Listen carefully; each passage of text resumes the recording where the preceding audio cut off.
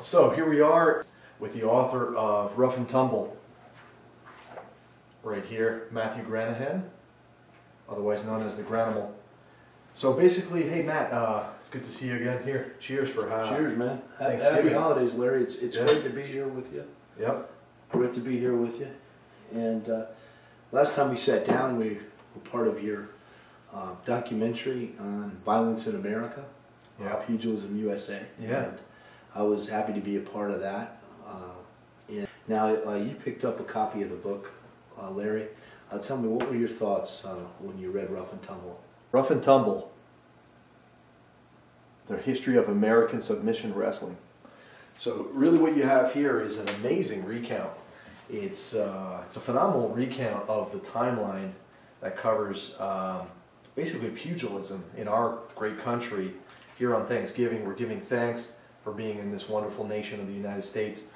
And what better time to talk about, you know, this great recount of you know, how much pugilism has been in our society and actually lauded by most of our leaders. Absolutely, absolutely. You read about Abraham Lincoln in there, and you read about George Washington. You read about Howard Taft, presidents that you thought you knew, but you'll find out that they were a little more pugilistic than you thought.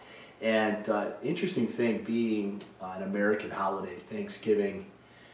You know, as Americans, we have Western martial arts that we can be proud of. Boxing and wrestling, catch wrestling. And catch wrestling really being one of the parent styles of mixed martial arts. And that's really something that we dove deep into in this book. And one of the parent styles of Brazilian Jiu-Jitsu, as well as Luta Livre and Sambo. It covers such a broad timeline and really makes us proud to be Americans. You know, and this is something that really struck me was the information that I learned about actually one of my personal heroes, not an American by heritage, by ancestry, but Bruce Lee was, you know, a true American. Yeah, absolutely. Lived the American dream. Mm-hmm. And I just wanted you to expand a little bit on Gene LaBelle and how much he had an influence on. That's particularly Bruce Lee. Fascinating, because you're talking about a guy that's thought of as this Eastern martial artist, you know, with Wing Fan and Jeet Kune Do. But the reality is that the grappling that Bruce Lee learned, he learned from the godfather of grappling himself. Spent a year training under the godfather of grappling, Gene LaBelle.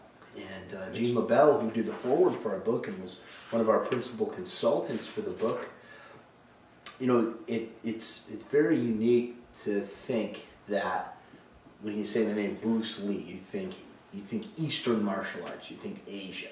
But when you take that deep dive and you submerge into that water of pugilism, you realize that Bruce Lee was actually influenced tremendously by Western martial arts and by catch wrestling and also by judo.